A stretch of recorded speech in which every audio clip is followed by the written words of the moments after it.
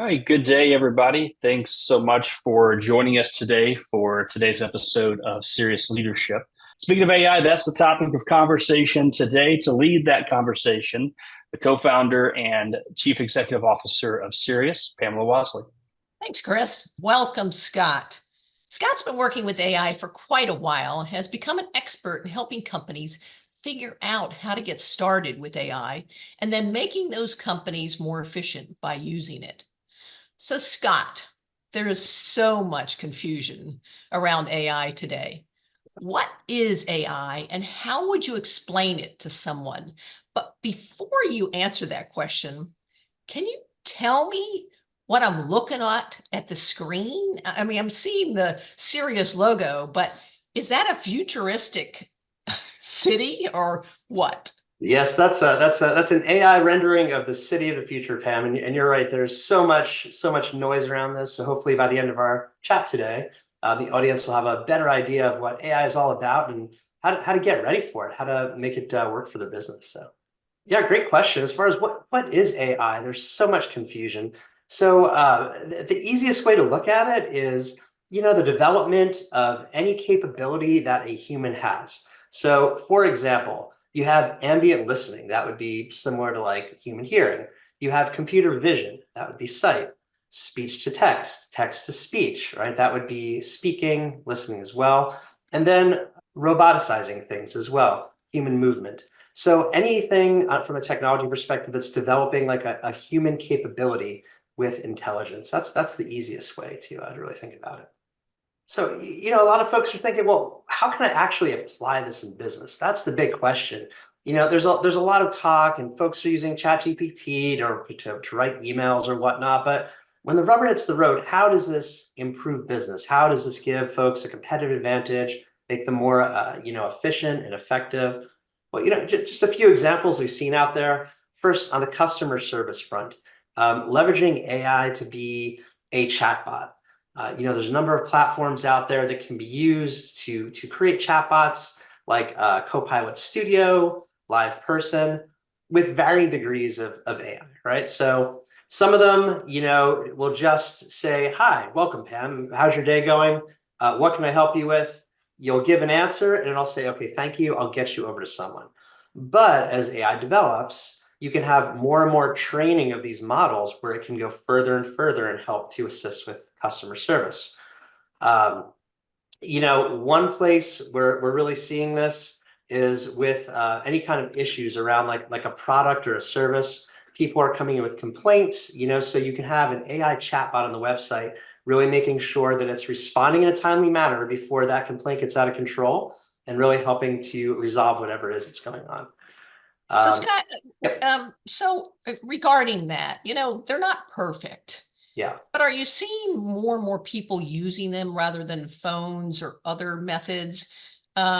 Because I do see them getting better, but how much better are they, and how do you make them better? Sure.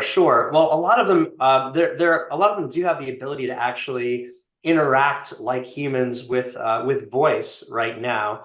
The delays are still a little bit perceptible. So they're improving a little bit on that front. On the text bot, on the AI chatbot front, I'm seeing a lot of improvement because as companies are able to develop their own internal, we call them large language models, which are basically the engines that fuel the ability to respond. Companies are getting better at fine-tuning these things. There's a lot of organizations out there now as well, like I said, that are selling like pre-built chatbots where it makes the setup a lot more intuitive. So we're seeing a lot of improvement in that space, and I think you're going to see a lot more in the coming months. On the data analysis side, that's another area we're seeing a lot of movement, right, within AI and in business. So for example, if you are constantly using a spreadsheet and having to perform calculations and analysis, or even multiple spreadsheets at this point, you can take them, you can upload them into AI, and you can put together a prompt, right, that says, "I'd like you to compare these two spreadsheets. Find me trends that look like this or don't look like that."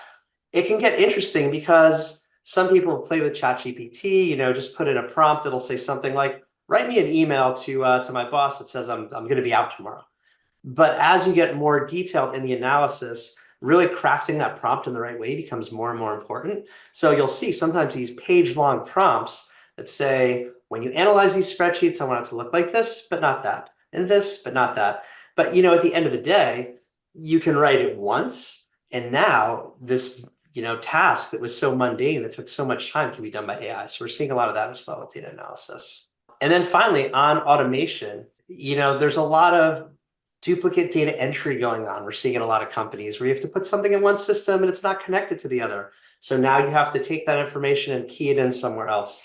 So just basically repetitive tasks like that, that's something where AI can really help. You can have bots that complete things for you and really allow employees to honestly become more engaged, because now they're being put to their highest and best use, and they're not having to do as many tasks that were previously below their pay grade.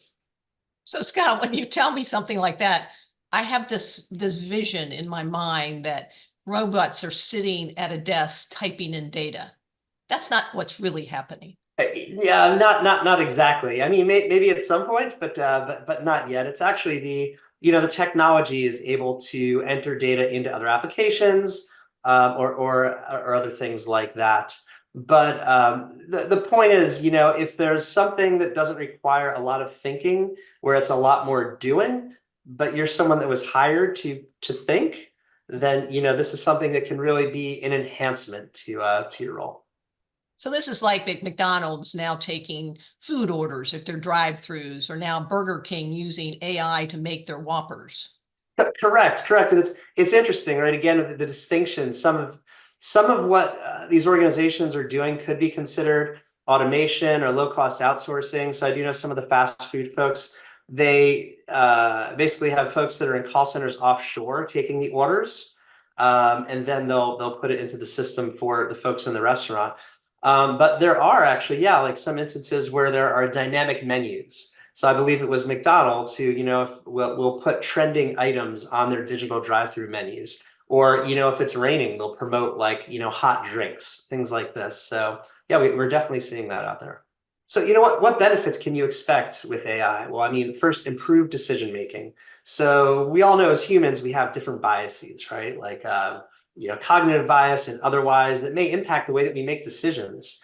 That can be everything from hiring decisions, financial decisions, marketing decisions. So basically, with AI as our companion, we can improve our decision-making capabilities, like from a data perspective. Enhance customer satisfaction. We spoke about that as far as like chatbots. If you have an issue with a product or service and you call the company, nobody picks up, you're on hold for 20 minutes, your level of satisfaction is obviously going to be a lot less than if you could go online and there's a chatbot that can immediately address your need. Driving innovation. A lot of times, they say in business, keep doing what you're doing, keep getting what you're getting, right? If you're a company that's just cruising along and you're looking for your next innovation, maybe there's just not that spark. You can use AI to say, look, we're a company that paints houses, that creates medical devices. Here's our space. Here's what we've done. AI, what do you suggest? What could be next? So it can really help to plant some seeds. Productivity, we just mentioned, as far as like, automating repetitive tasks, things that are mundane, and finally, competitive advantage. So if you are leveraging AI as an organization and another company is not, clearly you're going to be able to improve on all these other fronts and have a leg up in the market. So is AI AI is not really taking jobs? That's a question. Because we all hear about how AI is going to take over a whole bunch of people's jobs. What I've heard you say is you're just moving employees around in departments where they can be, focused on more important activities. But what does that mean exactly? Can you give me some examples? Sure. Well, I know the UK just did a study where they estimated that 8 million jobs are at risk due to AI. Some of them are, more mundane tasks. Some of them are tasks that do require a little bit of thinking.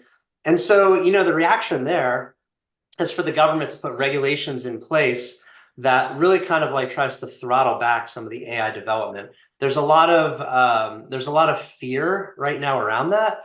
But I would say the healthier way to look at it is more of like a job enhancement, right? So, I mean, if you are doing things you were actually hired for that are your highest and best use, that are your unique ability, then you'd be more likely to actually stay engaged. If you no longer have to spend 30% of your time entering data into systems, there's an opportunity to skill people up, to skill yourself up, to do different things. Now, I'm not saying that jobs won't be eliminated, but I think it's probably going to be more on the enhancement front. For example, right now, it's like we use Siri, we use Alexa, we use these, AIs that help us out, right? It's more like a friendly interaction. So I'm not sure that it's going to be taking away a ton of jobs just yet. I'll give you an example. If you're familiar with the FAFSA application for student loans, the federal aid student loan application, the government, the US government tried to develop a new one to simplify the process. It was asking for too much information. So they said, okay, we want to put in, I think it's like 18 pieces of data and be able to give a decision to the student. I believe the budget was somewhere around $350 million, multiple years. It was due to be released like 3 separate occasions, completely fell on its face. A lot of colleges are suffering right now, had to extend their student admission deadlines, right? So on one hand, we have everybody saying the robots are taking over our jobs, and the other, we can't, with $300 million, we can't build an application that takes in 18 pieces of data and applies some business logic. So I think it's going to be quite a time before we see jobs actually being fully taken away by AI. So as we implement AI, what are some of the challenges and risks? Well, clearly there's ethical considerations, data privacy, and a little potential for job displacement, as we mentioned. But we're seeing some really interesting things on the compliance landscape. So Pam, as you and I were chatting earlier, the UN just passed their first AI resolution, I believe like about a week ago. It was unanimous. I think all 193 nation states, ratified it. And it was around like the ethical development of AI that everybody agreed that they will promote policies in their country to not develop any AI that would violate any basic human rights. So it's good to see people getting ahead of that. The EU just did something similar where they're classifying AI into 4 different types of buckets, and they're expecting certain levels of control and compliance. As an example of just the other end of the spectrum, I read recently that actually India just put something into place where they are now not allowing any AI applications to be released without prior government approval. So you're seeing a whole range of reactions out there. That's it. So data privacy is also a concern. You may have heard a lot of these AI tools they're just out there, right? So you could be putting sensitive information, company data into an AI engine, and it could be lost or used against you. It could violate some compliance standards or any other AI policies that come into play. So really important that I would say companies need to toe dip on that. For example, I know that with Microsoft Copilot, there are a number of security settings that you can put in that will actually look at what's being entered and flag things for management that say, look, credit card information is being put in or otherwise, right? So really being concerned and curious about how data is being used in AI can be important. And then again, with potential for job displacement, I guess at the organizational level, it's important for companies to address this head on. If folks are just shaking and morale is low because they feel that their job is going away because of AI, that's not something that you want kind of turning over in the rumor mill. You want a unified front with leadership to say, look, we need to stay competitive. We're investigating this. We're going to keep you looped in. And we see this as something that can enhance who you are, not something that's necessarily going to take your job away. And, if it comes to something like that, we're going to have an open conversation with you well in advance. That's what we're seeing out there. So when you put AI in your business, clearly you want to have a strategy. You want to identify, where you can actually put it into play. Internally and externally, you want to look at workflows and, keeping in mind ethical implications. If you are using it for decision making, you probably want to have a set of eyes on it to make sure that the decisions it's coming up with are ethical, are in compliance before it makes decisions that could have a financial impact on the company or an HR compliance impact on the company. You want to make sure that there's a separate set of eyes. Scott, now I just heard something just yesterday. Actually, I read it in the Wall Street Journal that actually companies are going in and stealing whole engineering departments. Anyone that's working on AI, Yes. they're going to take them all because not one person knows everything about AI. So they figure if they hire them all, they'll get all the information they need. Have you read that yet or heard anything about that? Yeah, I've seen that, and I feel like it's almost irrational exuberance at this point. Yes. I'll tell you, the better the AI gets. I mean, AI can write code in any language, right? So it's like in my experience, any reasonably trained software engineer, mid-level software engineer, can very quickly become very competent with AI.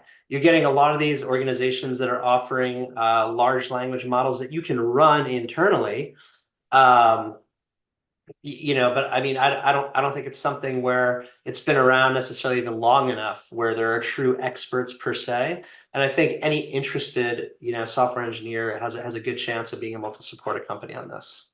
So that concludes, well, actually, it doesn't conclude my presentation. So I wanted to just show you this first part of the presentation. I wonder, Pam, how long do you think it took me to put that together? 10 seconds using the AI. 10 seconds. Yes, exactly. So I use an app that's called Tome. Tome is amazing. And just to show you an example of the power of AI, I know we have an executive audience here.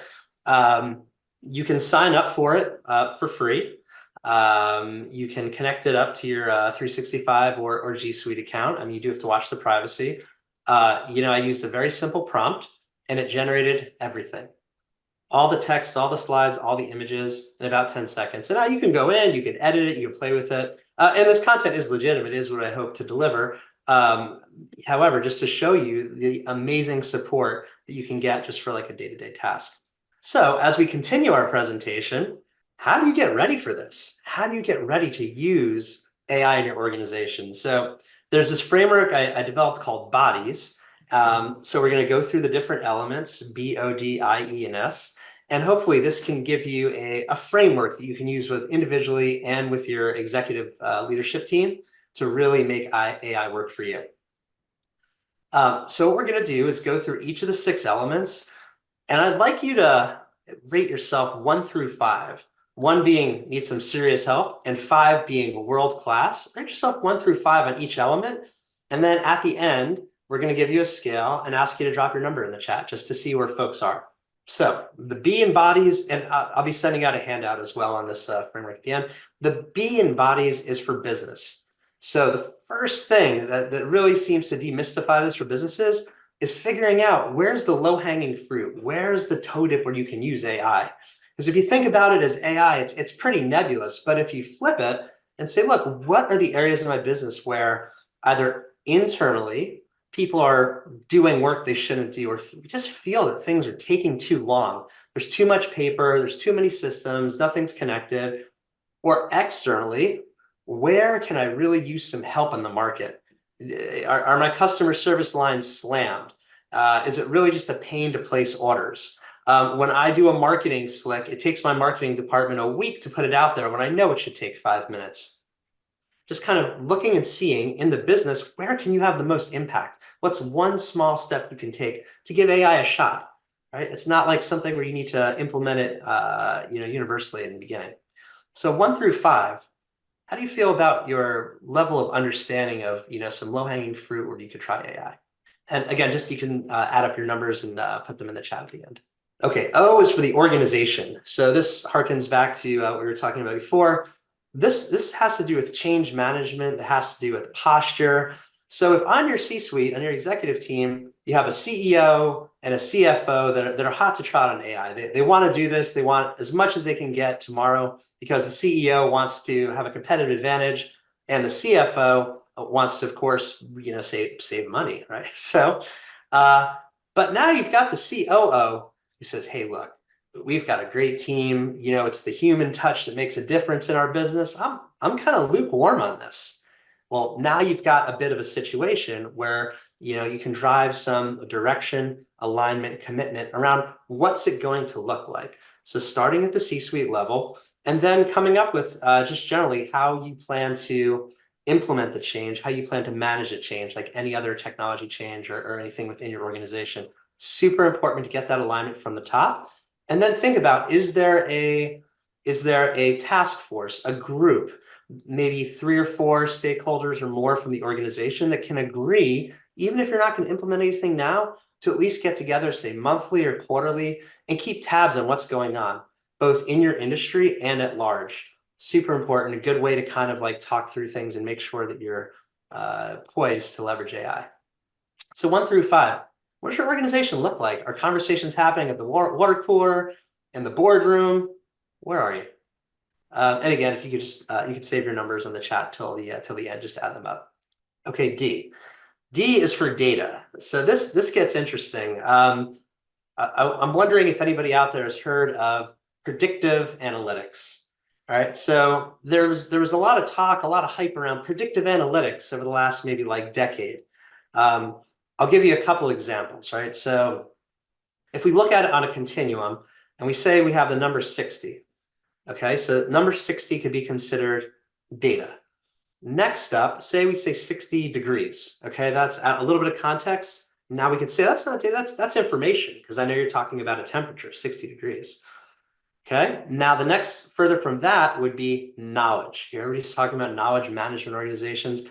Knowledge would be applying that information, right? So don't cook a chicken at 60 degrees. That's knowledge, right? But then wisdom would be something like, if you cook chicken at 60 degrees, all your dinner guests are going to be sick and you're not going to be that popular, right? So that's really where predictive analytics lies.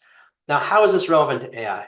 Well, you can use everything that ChatGPT has out there, right? I mean, it was trained, I think, up till 2022. But if you want to start, if you're an organization that has 20 years of rich data, let's say, right? Like on customers, on projects, on products, and whatever it is, and you want to start ingesting that data to where AI can be trained on it, become more useful for you, data maturity, data hygiene becomes very important.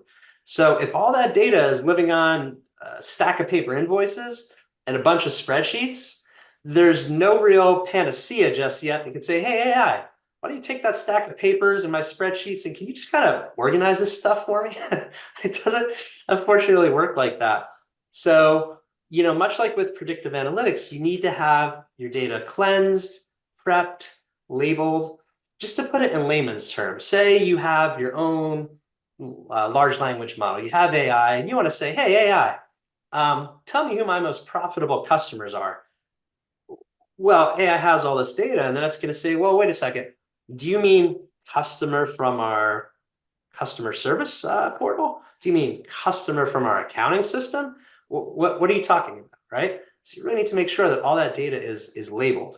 So just making the point that you can use ChatGPT all you like, but when you really want to start leveraging the wisdom that's in your organization, there is quite a bit of a lift to get that going. So I would say if you are an organization that's doing predictive analytics, like you have your data warehoused, you have it all labeled, you have some great reporting, you're probably in a good place. But if not, that's probably going to be something you need to do first. So 1 to 5, what's the data looking like in your organization? Next, the I is for infrastructure. So keeping in mind that if you look at AI as a car, I mean, there's still an engine under the hood, right? It's not just running in the ether. I mean, you could say it's running in the cloud. But, the question is, are you ready with infrastructure? Are you going to run it in Amazon Web Services, in Azure? Are you a company that is heavy on compliance and you need to have it in-house on your own servers and whatnot? This is a huge consideration. I'll give you an example. I have a partner that does a lot of data analytics. They had a client that said, okay, you know what? Our toe dip is going to be the HR handbook. We want to take the HR handbook. We want to ingest it into our own private, AI, large language model, and we want to make it available for folks. So, when people come to HR and say, hey, how many days of vacation have I accrued? How long do I have to stay at work till I get credit for a day? Anything like that. We want them to be able to just type it in. So they put in the large language model, they put on everything, and it worked fine. But the cost of the compute power to actually process all that at this point was still prohibitive. So there is the consideration of infrastructure. And this is a little bit down the line, but so 1 through 5 in your organization, what does your infrastructure look like to support AI? Okay, E is for ethics. We talked a little bit about compliance. This is a big deal. This is where we're seeing like a lot of movement, because I mean, everybody knows the tech is out there and you can play with it and you can ideate around it and everything, but what does it look like? And so I mean, you see this on so many different levels. Like we say, we see this at the UN, we see this at the country level, at the state level, at the industry level. Everybody's getting together and trying to figure this out. Like, where do we put the guardrails in? How do we do it? So, I think the easiest way that I've seen companies be successful at this thus far is to have eyes on anything that is of significance, right? As far as from an output perspective. I mean, it's been shown that some of these large language models have a bias, right?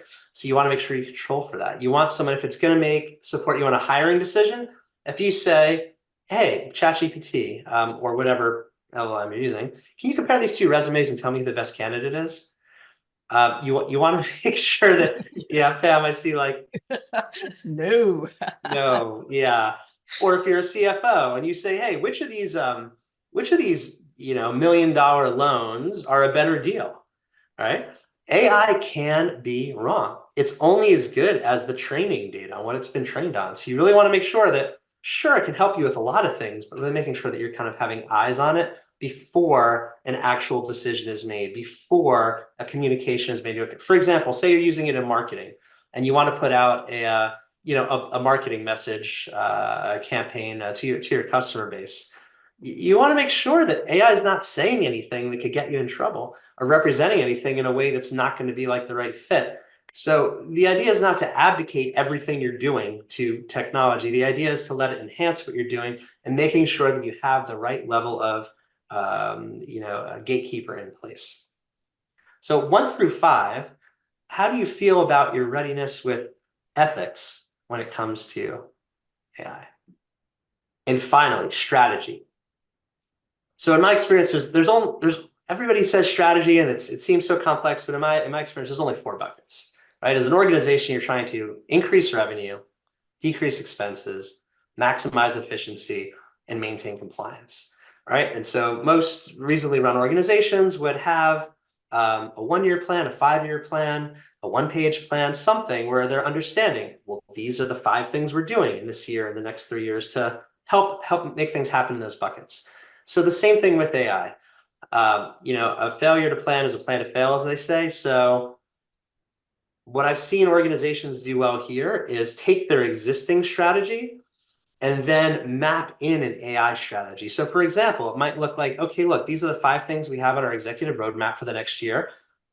Which one of these would be the best toe dip for AI? Or maybe there's a little piece of it that would be the best toe dip for AI. Okay, and then what are we going to do? Well, you can leverage, for example, this framework, and you can go back and say, okay, we want a representative group of stakeholders, right? We want to make sure that the data that we need is ready. You want to make sure that we have the infrastructure. We're going to do this in-house or outside. We want to make sure we have a gatekeeper on it. And then we can kind of make it happen. So that's the idea with this framework. It's to demystify it, right? Because I mean, at the end of the day, it's like any other technology, and you want to make sure you have a strategy. So currently, 1 to 5, what does your AI strategy look like?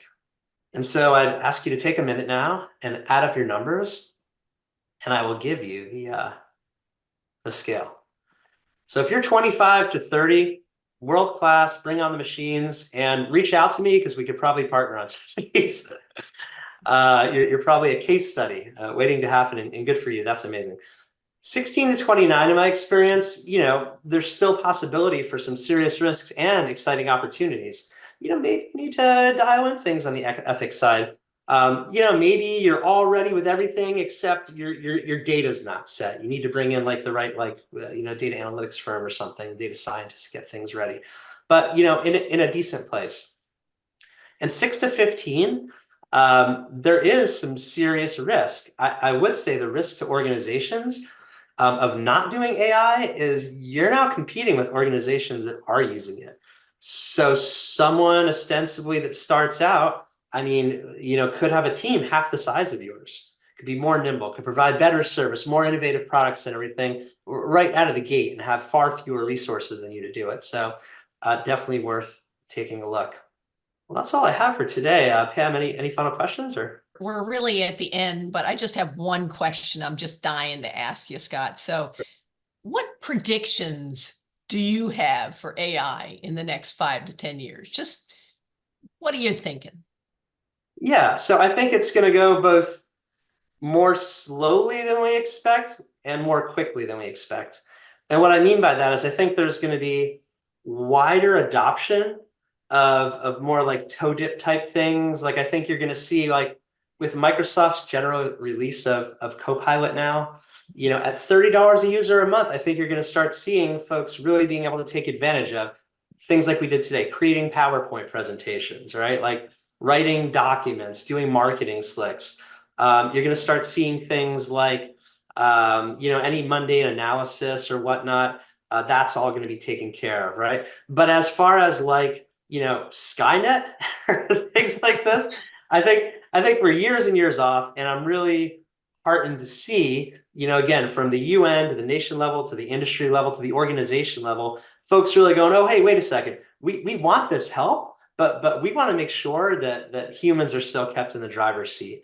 So much like, other large powers that have come before, whether it's nation states, whether it's nuclear capabilities, whether it's large corporations like Tesla or whatnot, things have evolved to make sure that there's as responsible as possible use of those powers. So I feel that's kind of where we're headed. Great. Thanks, Scott. Excellent. Thank you. This was excellent information on AI. So if you or a CEO could benefit from learning how to use AI effectively in their company, please let me know and I will put you in touch with Scott. We'll be sending out his handout to everyone who registered with us today. Thanks to everyone who attended, and have a great day. Thank you.